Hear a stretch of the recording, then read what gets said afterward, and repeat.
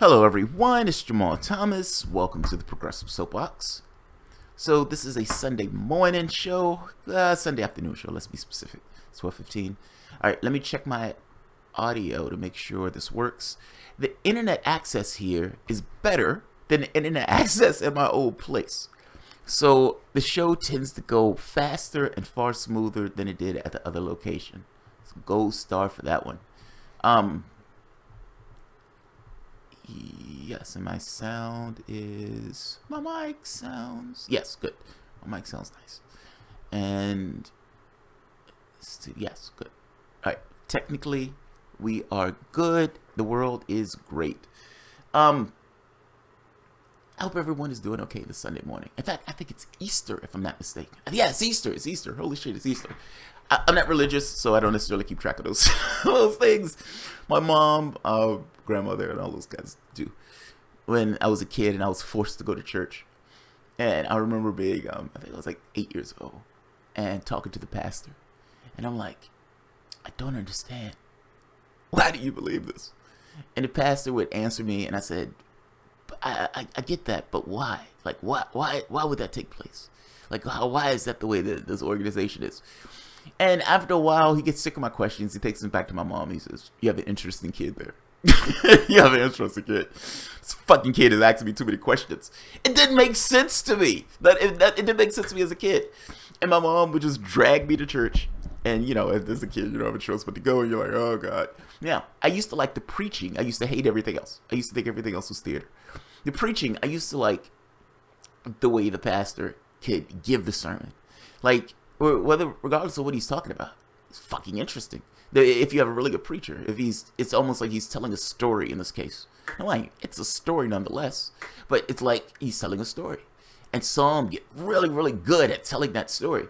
So it becomes less about what he's talking about and more about how he's doing it. It's like you see the skill in how he's doing it. You've heard me say before, in any context that a person is doing something in, there's a certain amount of skill. Like, it's something that they're doing, and you can admire, like, holy shit, that person is doing something fucking amazingly well. It doesn't matter what that is. It could be an electrician. It could be a porn star. It could be a preacher. Doesn't matter what it is. Like, it's sometimes you see somebody, they're doing something extraordinarily well, and you're like, wow, that guy's good. One of the preachers here, the guy's named Ailing James, Trinity Baptist Church. I remember going as a kid. He used to preach harder than anybody that I've ever seen in my life. Like, he would be up there like, oh, Jesus Christ, and he's like bashing down and sweat is pouring from his face, and he's like just going into it, and you're like, wow. Wow, that guy really believes in Jesus. Yeah, okay, the show had nothing to do with that. Just an aside. By the way, 10,000 subscribers. 10,000 subscribers. In fact, what is that exact number? My wife bought me this shirt. 10,029 subscribers. My wife made this shirt, Be the Integrity. And she even made me this little sign, Be the Integrity. I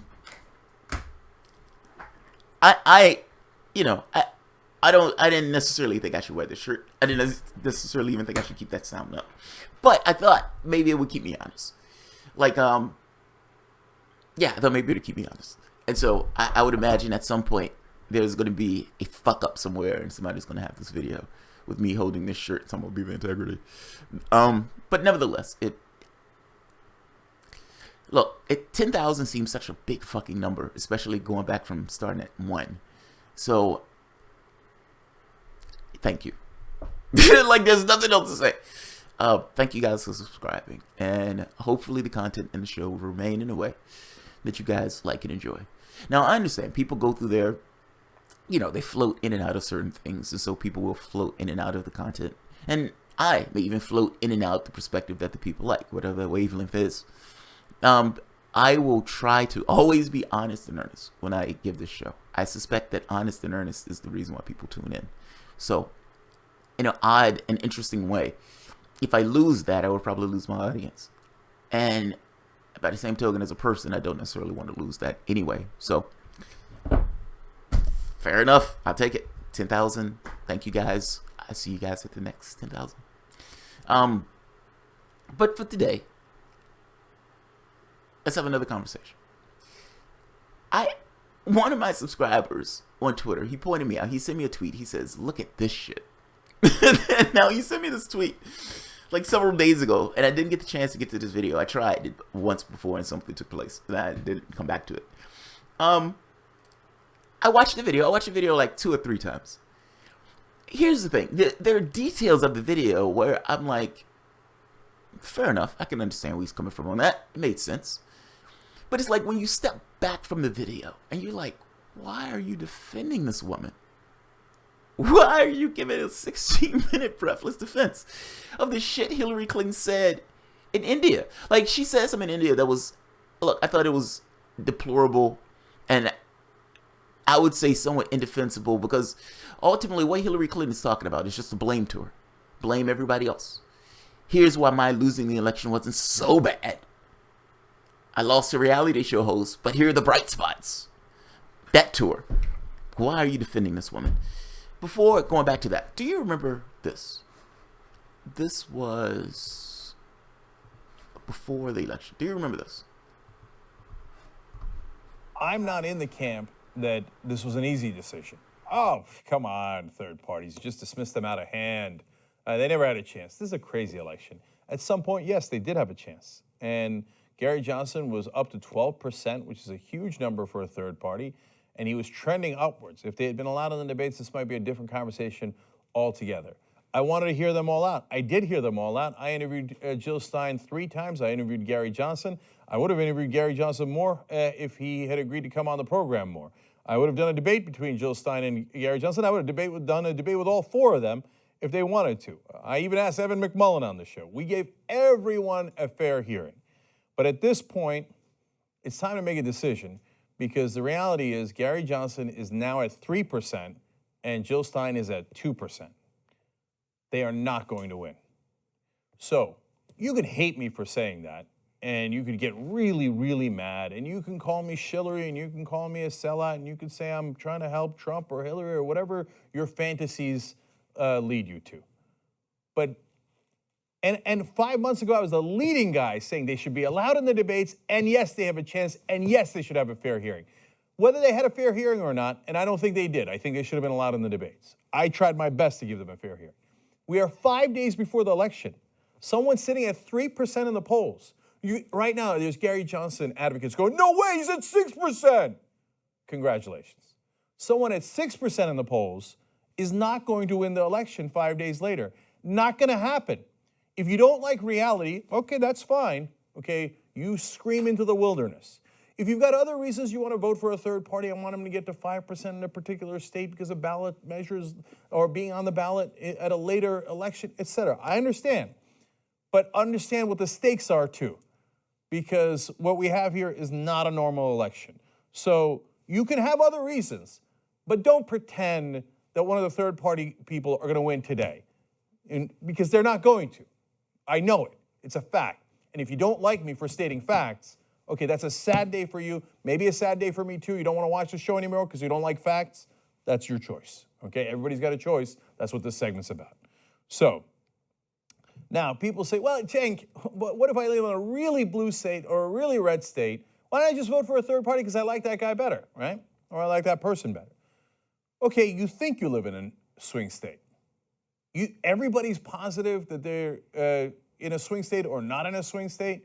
Well, New Hampshire, she's at a 6 to 8 point lead. Pennsylvania, she's at an 8 to 10 point lead. That's not a swing state. No. She's got those locked up. Oops, right now, last poll, Donald Trump up by 5 in New Hampshire. You better believe it's a swing state. Her lead in Pennsylvania in the last poll down to 2 points. You better believe it's a swing state. But you don't know that. Everybody thinks they know. Let me tell you an amazing fact. I'm not trying to say that Hillary Clinton's going to win Texas.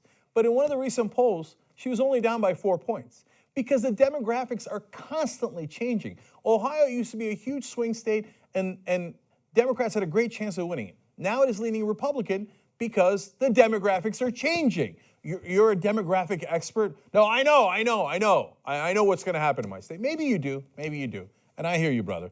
And I'm not here to say you must vote this way, which a lot of people on TV do. I'm telling you what I'm going to do, okay? So I believe that you should vote like your vote matters, because it does. I'm going to vote for Hillary Clinton. Okay, so now let me explain. Do you remember that? I remember that. I remember that. By the way, I want you to see something else on this video. 8.2 thousand dislikes. If you can see it, 8.2 thousand dislikes. His audience hated it. His own audience looked at that and it's like, oh, we don't like this. We don't dislike. Dislike. I don't like this. I don't like this. I don't like what's coming out of his mouth right now. His own audience completely disliked that video. Yes, he got 11,000 likes. There were some Hillary supporters. There were some TYT supporters that didn't necessarily care what he was saying. They just liked TYT. But almost half disliked what he was saying. He went full well against his audience, against his base, in order to tell that audience to vote for Hillary Clinton. Now, to be fair, some of those people who disliked that video still might have voted for Hillary Clinton. I mean, ultimately, you had people who were terrified, and even though they might have hated this idea of voting for Hillary Clinton, and they did it anyway, it seems like they didn't necessarily like Cenk Uygur telling them to do so. That was a 19-minute, again, breathless argument for why you should vote for Hillary Clinton and why voting for third parties are just crazy. I watched that video and said, this is where I get off. Check, please. I'm done. At that point on, TYT, still in my subscriber list, was not one of the videos that I went to. There was no point. All of the stuff was on either anti-Trump and all this other stuff. What I care about is that both of these parties are fundamentally the same. And because both of these parties are fundamentally the same, you acting as if there's this great disparity between these two things, and going with the strategy that I'm going to bitch and moan about Democrats, but at the end of the day, I'm still going to tell you to vote for Democrat. This is where I get off. I don't need to see an MSNBC light. There is already an MSNBC if I needed to look at an MSNBC.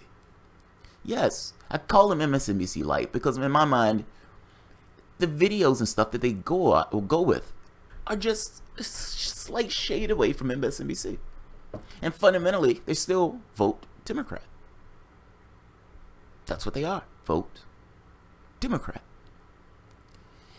Yes, they're putting up just as Democrats, but the operative term in that is Democrat. Meaning, I know they're not the same thing. I'm just saying, the support for these guys. Paula Swearengin is nice as can be, but Paula Swearengin is still just a Democrat. And I've asked this question at the end of the day, if she loses, and mind you, I would vote for Swearengin if I lived in West Virginia. I like her. If she loses, is TYT going to support people voting for Joe Manchin? I mean, I asked this question because I used one of the most grossest cases of a Democrat, and will they get that particular support? So I'm just curious. I know not everybody. I know Cal is not on that board. I know Jimmy Dore is not on that board, but those are outliers. I'm talking about the main show itself, and Cenk Uygur. I've said before, this is not personal in the least. Uygur was one of the guys I used to like on the show. In fact, he was one of my favorite people when I was watching during the primaries. So this is nothing personal against Uygur. This is everything against perspective, meaning the political ideology and the tenor that the show has taken. The show has changed. MSNBC Light. Don't take my word for it. Look at their channel. Look at the stuff that they cover. Trump did this, Trump did that. Trump got out of bed in the morning. Trump had eggs and it was scrambled. Oh, that bastard. It could be anything. As if the Democratic Party is some kind of awesome thing. Fact is, the stuff that we're hitting Trump on, there's a massive amount of hypocrisy built in this thing in the Democratic Party, attacking Trump for certain things. It's not that what he's doing is so overboard and over the table. Yes, it's gross. Yes, he's put comic book villains in these positions that are supposed to be there to actually do some good in the society itself. But let's not pretend that Democrats are these dandelions that are coming to save you. They are not. The problem is both. And until we acknowledge that the problem is both, nothing changes. This is also the guy that was talking about Nerf bombs. So Cenk Uygur comes out and gives a breathless defense of Hillary Clinton's comments, talking about she won the dynamic places and all this other stuff. I might have lost to reality show hosts, but there were certain pockets of the United States that I won. Those are the best parts of America. Yeah, okay. Let's look at Cenk Uygur give a breathless defense of these comments. Recently, Hillary Clinton was speaking in India, and she made some comments that conservatives are still crying over. So I wanted to analyze it for. I'm not a conservative. I'm not conservative. I am further to the left than most. And in my position as being further to the left than most, I looked at Hillary Clinton's comments, and I was also disturbed by them. I would imagine that there are many lefties who are bothered by them. Disturbed is too strong. I don't get disturbed by much. But bothered by it. Or at the very least looked at it. Even bothered is too strong. I always say I look at the world like I'm pressed through a glass. Like I see this stuff and I'm like, I don't understand why people are behaving the way they're behaving. I understand the incentives. But it's like sometimes behavior seems overblown. That's all. In this case, I thought the comments were just. I looked at it through the filter of this woman is looking for any excuse about why she lost and is trying to explain away why she lost and is trying to blame everything else except herself. That's the context I look through this. So when I hear her going to India and telling these people that I won the best places of America, I recoil at that because fact is she didn't. Even using that casting of things was somewhat dishonest. It is a blame tour. Call it what it is. Blame everybody else but me. Call it what it is. Cenk Uygur don't want to call it that. He wants to explain why Hillary Clinton is okay with this. My point in this is that's not just conservatives. If you're looking at lefty networks, if I'm not mistaken, also had issues with this statement. Keep going. Let's keep going. For you guys and see if it makes sense to have said these things or are the Democrats right in backpedaling as usual? Well, we got a poll for you at the end too. Let's first find out what she said. A little bit earlier in March, she had said, if you look at the map of the United States, there's all that red in the middle where Trump won. I win the coast, I win, Illinois and Minnesota, places like that. But what the map doesn't show you is that I won the places that represent 2/3 of America's gross domestic product. So I won the places that are optimistic, diverse, dynamic, moving forward. So a couple of different ways that you could take that. One is that I won the rich areas, he won the poor areas. And that you can understand why people would be upset about that, both if you're a conservative who voted for Trump or anyone who voted for Trump and you feel like that's deriding you as not as rich as Hillary Clinton supporters. On the other hand, you could take it as, well, look, some places are stuck in the old ways, and that's why they'd like to go back to 1955 and quote unquote make America great again. So let's see if there's more important context here. Here's a piece of the tape, the audio of Hillary Clinton speaking about this. Let's listen. I won the places that are optimistic, diverse, dynamic, moving forward. And his whole campaign, Make America Great Again, was looking backwards. You didn't like black people getting rights. You don't like women, getting jobs. You don't want to, see that Indian American succeeding more than you are. Whatever your problem is, I'm going to solve it. So some people say, how dare you insult voters of Trump like this? And others say that kind of makes sense. That is partly what they said. So I read what I view to be a funny Washington Post article about how, you cannot say that about Republican voters, that they are looking backward and that they didn't like black people getting rights and women getting jobs. That is unfair. And she's speaking to Indians there and saying Indian Americans succeeding more than you. But first, let's break that down real quick. Steve Bannon on a radio show with Donald Trump as guest, by the way, complained about how Indian Americans were getting the CEO jobs in Silicon Valley that he thought white people should have been getting. And even Trump thought that was a bridge too far. He's like, but they're successful, so what's the problem? And he said they don't share our culture. So that's a fact, what Hillary Clinton said about what Republicans, especially the top advisor of the president and ran his campaign, Now, of course, no longer with the White House, but was a chief strategist at the White House for a long time. That's what Steve Bannon said. It's a quote. It's literal, okay? And then are we really splitting hairs about whether Republicans don't want blacks to have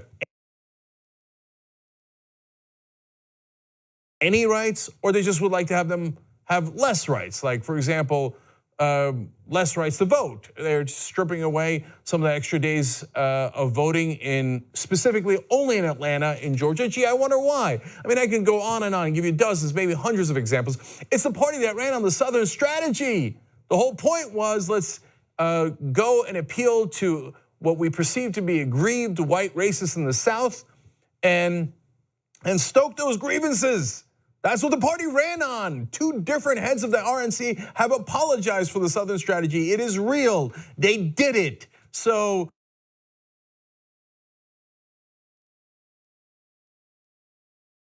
all right, so I was gonna cut that in a minute because there was a lot there, but let's start at the basics of the argument that's being presented.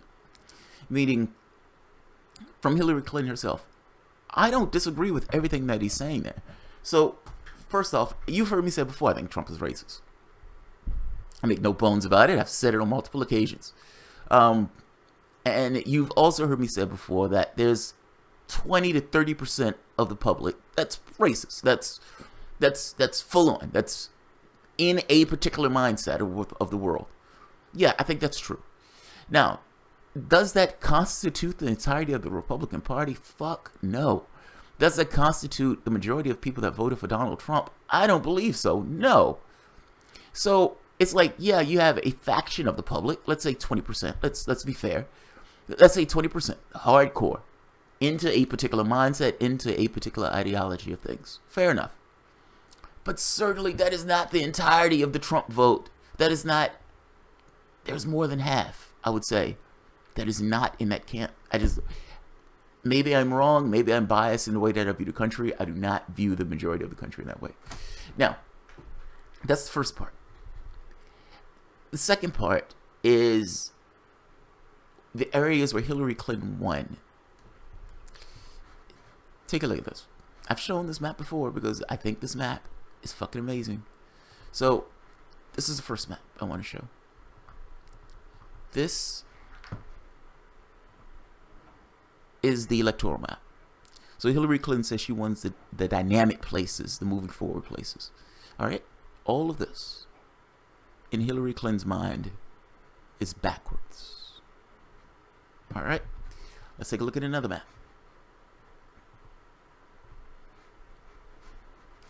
This is by district. So these little pockets are the dynamic moving forward places, according to Hillary Clinton. That is a lot of red. That is almost the entirety of the country, with a very few pockets that went Democrat. Here's the thing. What Hillary Clinton misses, what Cenk Uygur, I don't remember if he mentioned in this particular video, but saying that, well, you could say that the backwards places, the places that weren't necessarily as economically prosperous and all this other stuff, that those were the places that she won. What does that have to do with the price of tea in China? Fact is, whether a place is dynamic and moving forward and all this other stuff, why is the only lens that you're looking at this economic? Like, it seems like the only lens that she looks at this is through economics. And I know I do too, but I'm saying the gross domestic product is not necessarily indicative of the quality of the people that are in a particular place. That is certainly, there's a better lens at looking at human beings than how much money they make. That's the first part. The second part is the reason the gross economic thing, and 2/3 of those places that you won, the reason that you lost is because it's not in those other places. Like, you lost those places because those people understood you weren't going to do anything for their benefit. It's not that they were all racist. It's not that they were all sexist. Those people look at this stuff oftentimes through economics. One guy in that race was talking about economics. That was Trump. You were talking about Donald Trump. Now, I'm making this point to say that maybe she should take the hint to say that the 1/3 the 2/3 of economic prosperous places that voted for her because those people thought that she was going to maintain the system, the status quo, to which it was. But the other people were hurting.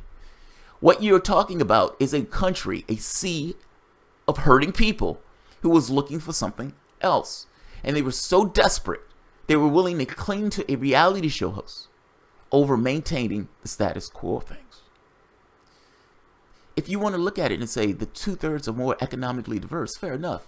But implicit in that is recognizing that there are a large part of the country that is hurting, especially when I show you that map. And if what Hillary Clinton is saying is true, that 2/3, that this represents 2/3, that means that this is a sea of pain in the United States. That is a sea of pain. I mean, look at this. If these little pockets is what you want, all of this is indicative of a hurting populace.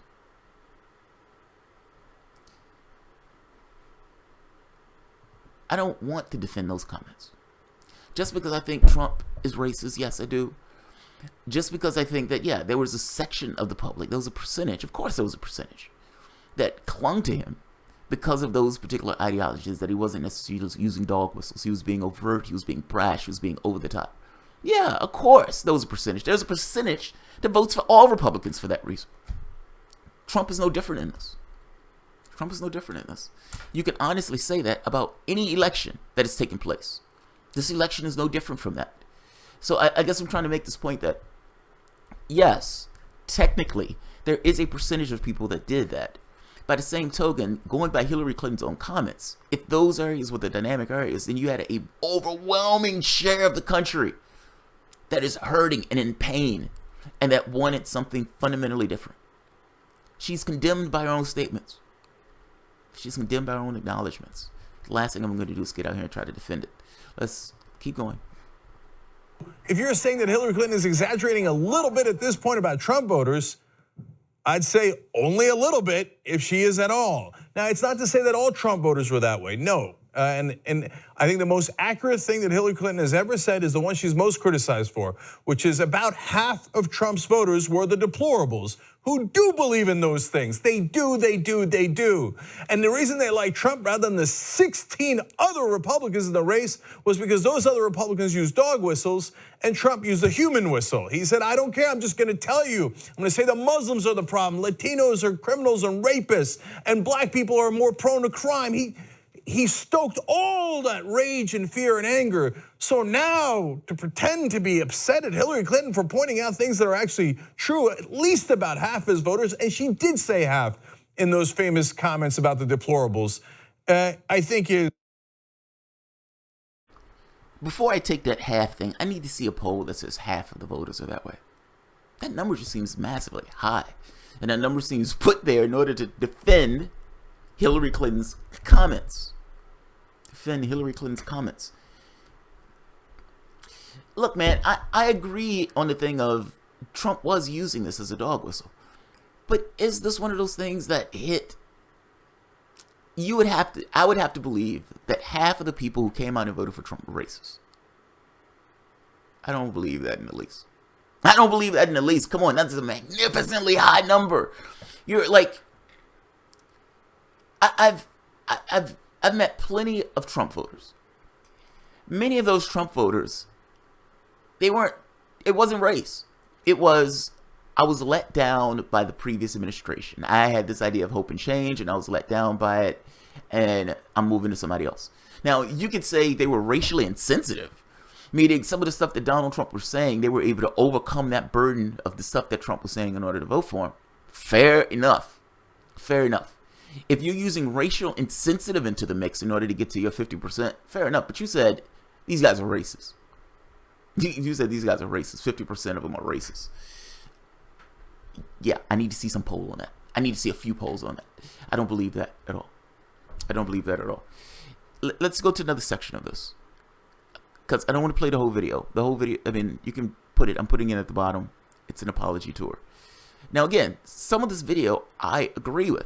Like I said, so when he's talking about Democrats backing down and everything else, yeah, I agree with that. I don't think if you're in a political party and you're actually representing the interests of somebody, that you should be a pussy about it.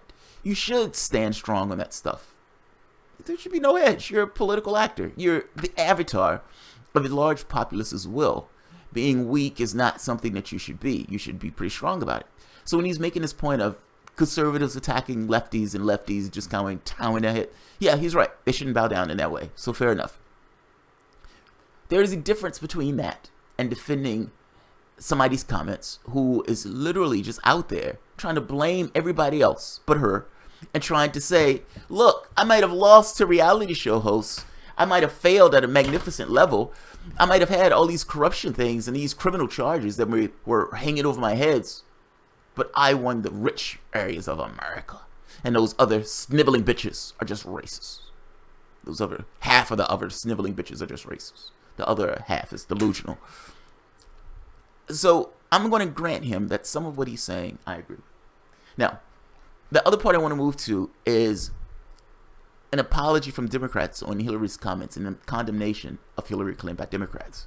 Now, I've said before, the only reason they're doing this is because I think they're trying to chuck Hillary Clinton. I think they're trying to put a knife in her. I think they realize she's too explosive of a hate figure. I mean, people hate her guts. Like, literally, people hate her guts. So having this woman running around the country talking for you immediately cuts off lefties. Immediately cuts them off. Now you get this share of Democrats who may like this. People who don't necessarily know anything about politics. But the lefties fall away. Not just fall away. Dislike you. Dislike your party at that point. And it shows these rifts and these divisions that have taken place over particularly during the primaries. They don't want to exacerbate those.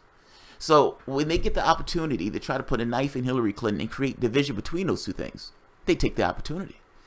Dick Durbin comes out and makes this case of saying, I completely disagree with Hillary Clinton, and here are the stats. Now, Uygur hates that Durbin did this. The fact is, Durbin is right. This is one of those cases where Durbin is saying something that's right. It's right on two fronts. It doesn't help Democrats for this woman to be out there saying anything. She needs to go away. That's their main point. It doesn't help us. We're in politics. We're politicians. We realize we have a problem. Lefties aren't voting for us. Lefties don't like us.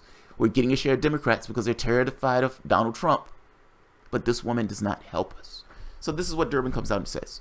Uygur doesn't like this. Uygur thinks this is him just apologizing for the sake of apologizing. That may be true. But he's missing the underlying reason that Durbin is apologizing. Durbin is apologizing because Durbin wants those people's votes. And he understands that a share of Trump voters peeled away from the Democratic Party to vote for Trump. You don't get those people back by calling all those people racist. Let's take a look at Uygur disliking this and Durbin saying something in a rare case that I actually agree with. Mental disorder, libtards, cucks, snowflakes, safe spaces, on and on and on, right? But do the Republicans ever apologize for any of that stuff? Never, never, never. Instead, though, Dick Durbin.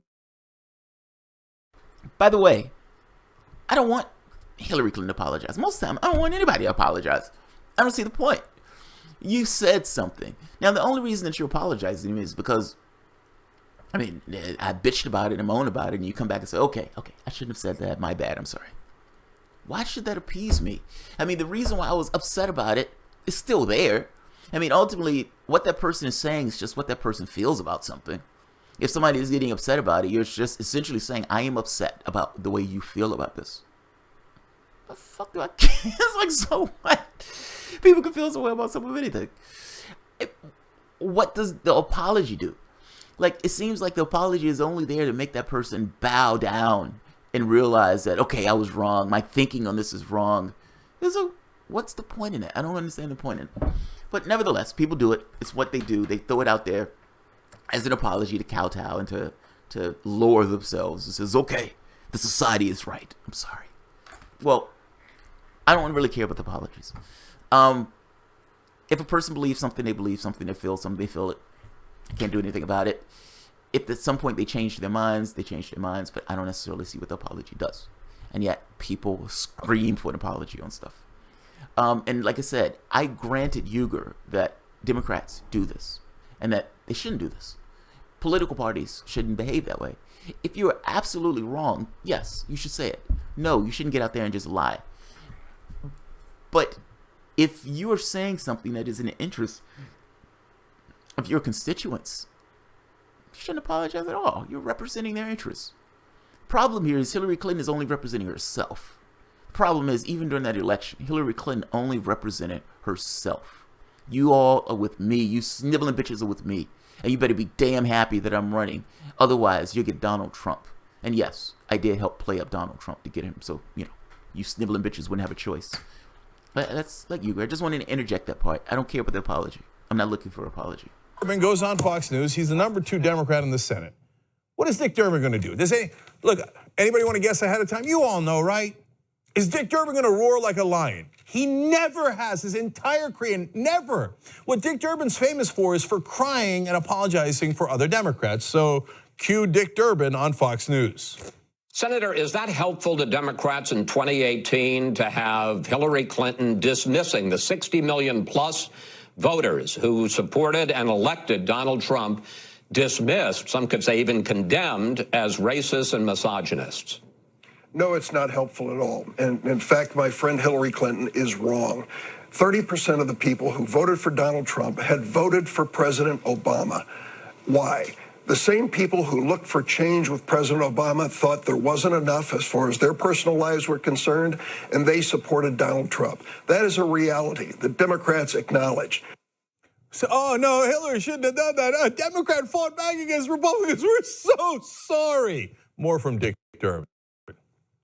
Heitkamp, one of your Senate Democratic colleagues who's running for re-election in the red state of North Dakota, said Hillary Clinton can't go away soon enough. Is she right? And should Hillary Clinton go away? Well, I can tell you, Hillary Clinton, like every American, has the right to express her point of view, and she obviously gets press coverage.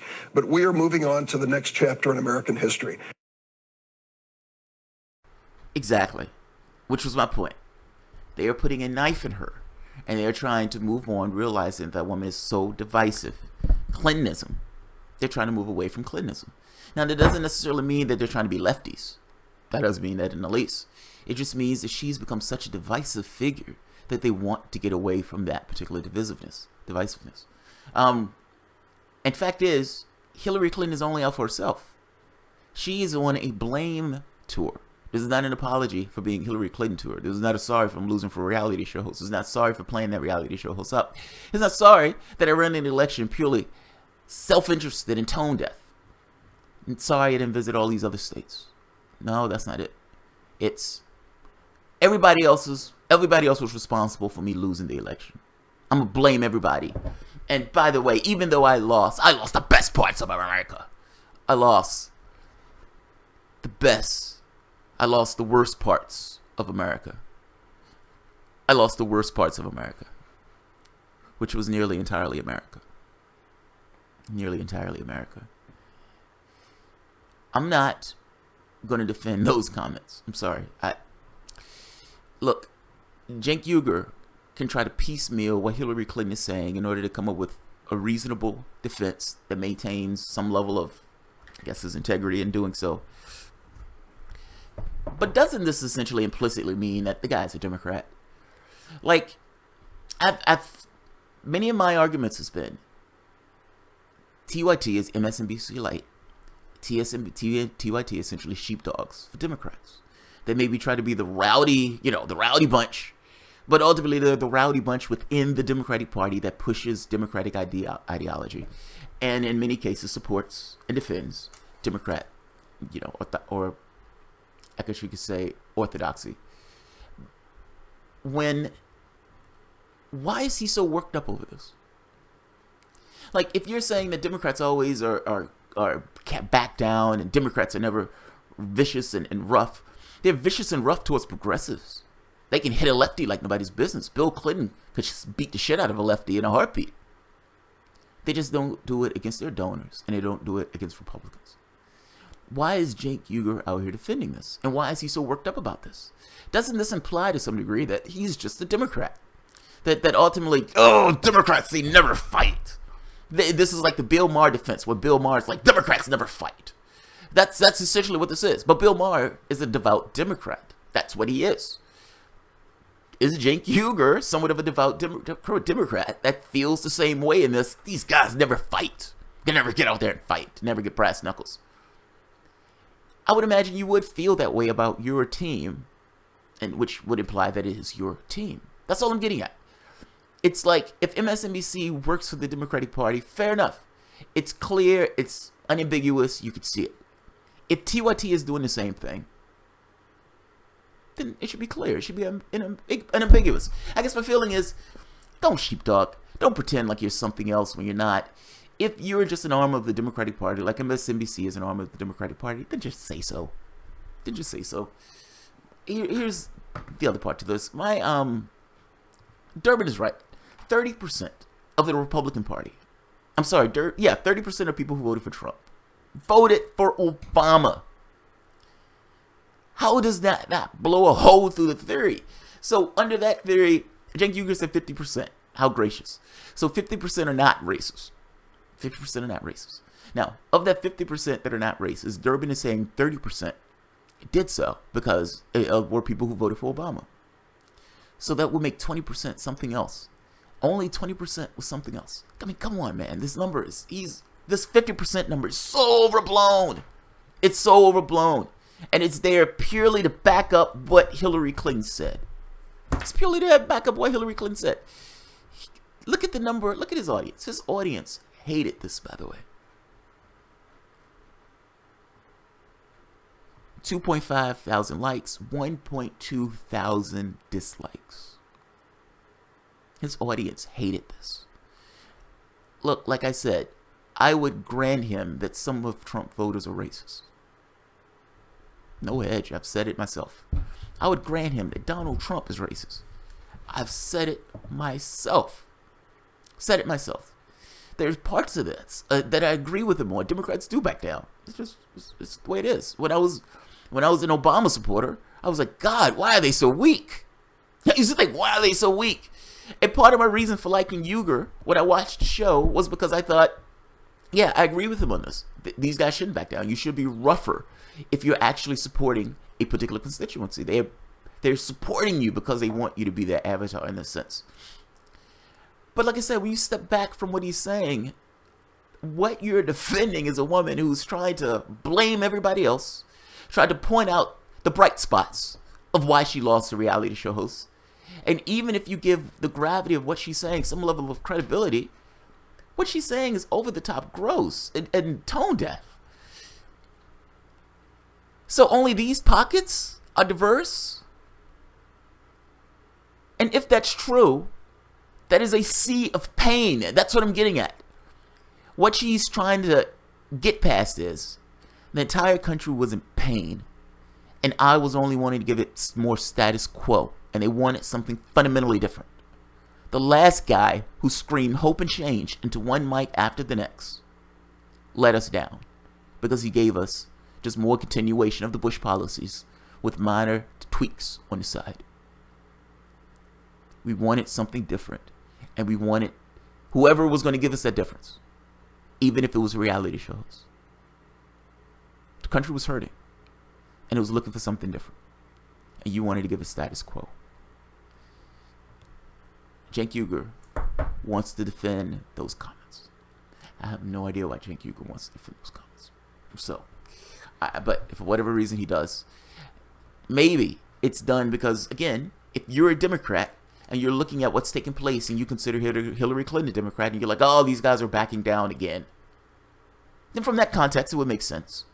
Like I don't necessarily think it has anything to do with being bribed or anything else. I don't think it needs to. The incentive built purely just by being a Democrat in and of itself drives you to that behavior. So if you're somewhat of a rambunctious Democrat and you see them attacking Hillary Clinton and you see Democrats backpedaling, you're like, oh, these Democrats are always backpedaling. I'm angry about this. I'm going to talk about why my party is backpedaling in this way. So just from that perspective alone, you can kind of see it. But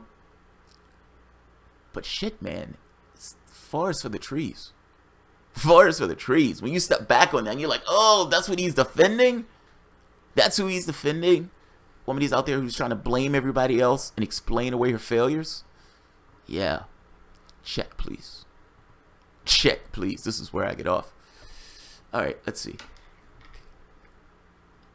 Jamal doesn't realize the maps are misleading. Okay, how are the maps misleading? Explain to me. What am I missing? Where Amy, where's Amy? I haven't seen these maps except on Jamal's show, but they might be representative of what has been happening to districting. Well, that's districts, right? So these maps are by district. What the hell is this? That was weird. All right, so Amy, these maps are by districts. I did 2 maps. The first map is just the election map. This is what the map looks like when they're dispensing delegates. I mean, you can find this map on NBC. I will show you. I will put a link to the other map. All right, so the link to the other map is now at the bottom. See it for yourself. Unless NBC is lying, which you could say NBC News may be lying. That map is accurate. That map is literally from here. NBC News, see how your neighborhood voted in 2016. This is a map of the district. This is how people voted by their districts. Now, you can say that map is misleading, but that map is literally how people voted by districts. Now, I understand gerrymandering and everything else, but ultimately, this is what the country looks like. At the very least, this is how this country voted. And understand, 30% of the people that was on this map voted for Obama. How is that misleading? I mean, this is not one of those things where the districts... Yeah. I'll say 30% of those people voted for Obama. So, Baltazar, roughly 27% of the country voted for her. 60% of those were anti-Trump votes. That means that 82% of the country wasn't buying what she was yelling. Baltazar 228. Thank you, Baltazar. Thank you, Baltazar. Wow, that's amazing. That's my point. That number is he made that number up just to prop up this argument about why what Hillary Clinton was saying wasn't as gross as what Hillary Clinton was actually saying. Yeah, whatever. Swami Kate, oh yes, I'm clear on that. Democracy Now! Does not cover all that I would like to see. No, not everything, but I do like Democracy Now! Bullshit, man. Hillary, and more importantly, the DNC, have to do some self-reflecting at some stage, but largely refuse. Yes, I want to see the strong left in the United States and good policies from both sides. They aren't doing that. No, they're not doing that. And look, you would have thought that at the end of losing to reality shows, and at the end of losing the House, the Senate, the Supreme Court, all across the United States, all of the 66 of 99 state legislatures. I'm sorry, yeah, 66 of 99 state legislatures. After losing that much, to that degree, after that much failure, how do you fail that much? After failing that much, you would have thought they would have said, we need to think about why we failed this much. No, they double down. We're completely unified, and we aren't just completely unified.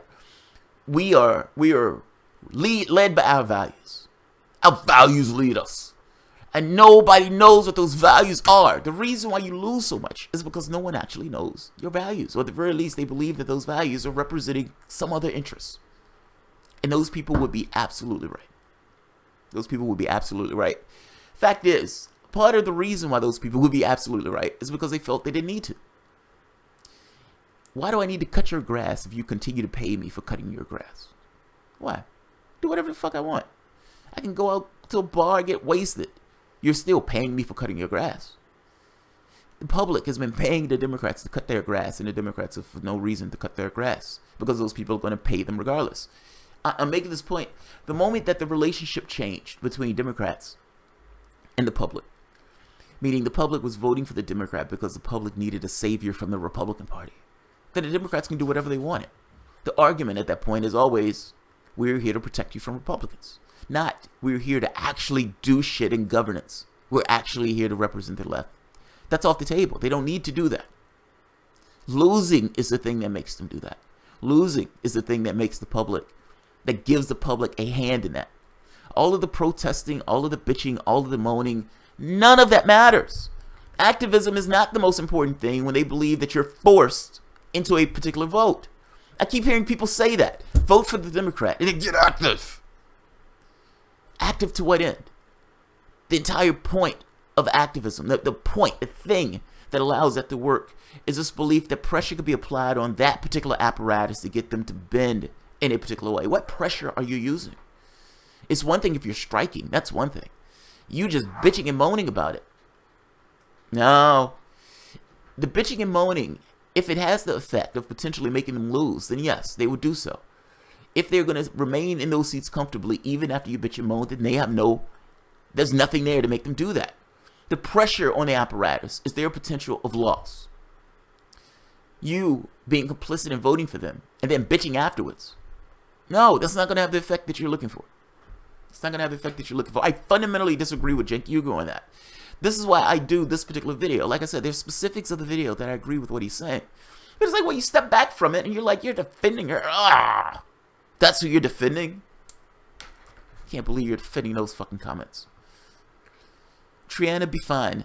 The Republicans have been gerrymandering districts for decades with barely a peep from Democrats. Even that, I agree. Like I said, I agree with this thing of Democrats being weak and backing down. I completely disagree with those comments. But this is not... Hillary Clinton is not backing down on some values standpoint. She's not backing down on some democratic principle. She's running around the country and the world explaining why she failed. That is a different thing that somebody needs to back down on. So a Democrat coming out saying, yeah, I completely disagree with this. They're not saying they completely disagree with it from a democratic value standpoint. They're saying they disagree with it because that woman is only representing her own interests. It's a difference in those things. Democrats not saying anything about the gerrymandering. Democrats not saying anything about the attack on unions. Democrats not saying anything about the vote rigging. Those are issues that they should be bitching and moaning about and they've been backing down on. There is a difference in those things. That's the point I'm trying to make here. Yes, you should be strong on those things that are going to adversely affect your constituents' ability to get to the polls. If you're attacking unions, you're attacking something that supports you. You're attacking a plank in your armor. Fact is, the reason they didn't help and support unions was because unions was against the interests of the people who were paying them, their donors. It's not that Democrats were insane not to support unions. Democrats didn't want to support unions because they wanted unions weak. Because at the end of the day, they understood unions would still support them, even if they were weakened.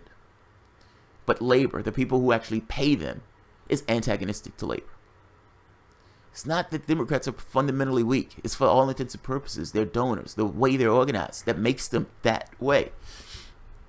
Yes, like I said, I agree with him when he's saying they're not backing down on other stuff. On this, Hillary Clinton is out there representing herself. Out there absolutely representing herself. Republicans have been playing the long game for decades while Democrats suck Wall Street off. GOP has been winning state and local so they control gerrymandering. That is true. That's true. Balthazar, that's true. That's true. You cannot argue with that at all. Anna Maxa, how do we get more people to vote third party and independent ranked choice voting? Ranked choice voting is one way, yeah. I mean, where their vote wouldn't necessarily be injuring them in that case, yeah. Rebel 1, gerrymandering is reflected in our county vote count turnout. Gerrymandering is redistricting counties. Yeah, agreed. Yes, he's right. It's fucking us over from an electoral standpoint. Again, Democrats never said anything about it, or they said something about it far too late. Yeah. Like Chris Hedges, I am sick of the let's change the party talk. Harold Hedge, I am too. I'm done. I'm done. I'm done. We need something different. Agreed. Basil Peterson's Trump's approval rating has gone up to 45%, and we need to face the fact that he is the face of America. Sad, but it should be emblematic of our capitalistic disease. His approval rating is up to 45%. Holy hell, that's amazing. That's amazing. Cenk doesn't have any balls, never did. Hillary carries around baby blood in her purse, makes the chicken taste like dinner that she had with Jeffrey Epstein. Jesus Christ. Now that TYT has a contract with Bezos and friends, they are fucked. Jeff K has an army of legal support and can sue the shit out of them for breach of contract at any time, even if it's bullshit. Corbin Jamal, don't be too hard on Cenk. He's deeply progressive. Remember Gordon Mack. Oh, that's hilarious. If you're in the middle of a conversation and you have to stop the conversation to explain to everybody, I'm deeply progressive. Oh, something you're saying is wrong. Because for you to say that, something in your head at that moment has to be like, I'm not sounding progressive here. I need to explain to people that I'm deeply progressive. Hold off, guys. I'm Cenk Uygur and I'm deeply progressive. It's fucking awesome. My brother is a hillbot because he gets his info from corporate media. He's a good person, so I have patience. He will make it through. I have hope. It's like, wake up. Wake up. Being a good person has nothing to do with it. You can be an absolutely good person to whatever system you believe in. You can be a good Nazi. You can be a good German and feel like, well, the German state is doing some bad things, but I want to be a good German. Well, you can be a good anything. You can be good anything. You can be a good Russian, a good Soviet. But understand, all that means is you're good within a particular system. Like, what does it mean to be a good person? What does it mean to be a good biker? What does it mean to be good? Good is not an absolute. It depends on the system that you're in, that you're running by. Even on this idea of humanistic values. That's still a mode of thought. That's not, that's like me saying positions are relative to that. That's only for me. Everybody else can have some different mode of thought. The question becomes, what does that mode of thought create in the wider world? What does the world look like under that mode of thought? If people held to that particular rule of thought, what does it look like? Is it a hellscape? Does it fold in on itself? Does it implode? I find that humanistic values is this one sustainable course. It's the one, at the very least, where sustainability is put as one of the forefronts of the thought process. Because at the end of the day, if something happens to the world, something happens to us. Something happens to us. All right, so I am not going to keep this much longer. Let's get a few more quotes and call it a day, because my wife is like, babe, we need to go, babe, we need to go, babe, we need to go. Yeah, she's looking at me in some kind of way. Bullshit, man. By the way, congrats on the 10,000 Jamal, you bloody legend. You have very well deserved. Your channel is going to be huge. Love your discussions and issues and ability to break through ideological divides and find common ground. Oh, thank you, bullshit, man. I appreciate it. I appreciate it. Cenk's impartiality is 500 Trump-Russia videos and 5 somewhat tepid criticisms of Democrats. Zelda Kjula. Yes. Which is why I say MSNBC light. I don't say that in this kind of perfunctory way. I say it because when you look at the channel, it's Trump, Trump, Trump, Trump, Trump, Trump and Russia, Trump and Russia, Trump. This Democrat said this. Trump, Trump. Another Democrat said this. But hey, you need to vote for this Democrat, and you should vote for Democrat, and you should look at this Democrat, and Democrats are bashing progressives. Trump, Trump, Trump. I mean, the videos are like, fuck, man. This is fuck. Everybody's sexist, everybody's racist, everybody's something else. By the way, Democrats use ideology too. Republicans use the Southern strategy. That is true. That is absolutely true. And by virtue of them using the Southern strategy, you kind of partition the globe into this other thing, or the political space into Republicans, white, Democrats, minorities, with some whites. Fair enough. But understand that partition was somewhat accepted by the Democratic Party. And they started saying, hey, we can accept the partition and exclude the other stuff. So we can take identity. We can take multiculturalism and all this other stuff. We can wrap this into a ball and we can sell it. Now, this allows us to still take the money, because ultimately you would have a lot of people who don't want to be considered racist, don't want to be considered sexist, don't want to be considered those things. And so we can say that we are the epitome of multiculturalism. We love all darkies. We love all sexual identifications and ideologies. We love those things. Come be with us as the Democratic Party. Now, the fact is, this doesn't in any way attack corporate interests. Corporate interests loves this idea of having more people that can be a part of their marketplace and buy their stuff. Buy more trash, buy more junk. So this is fine. This doesn't attack ideology in one case from the standpoint of a capitalistic ideology.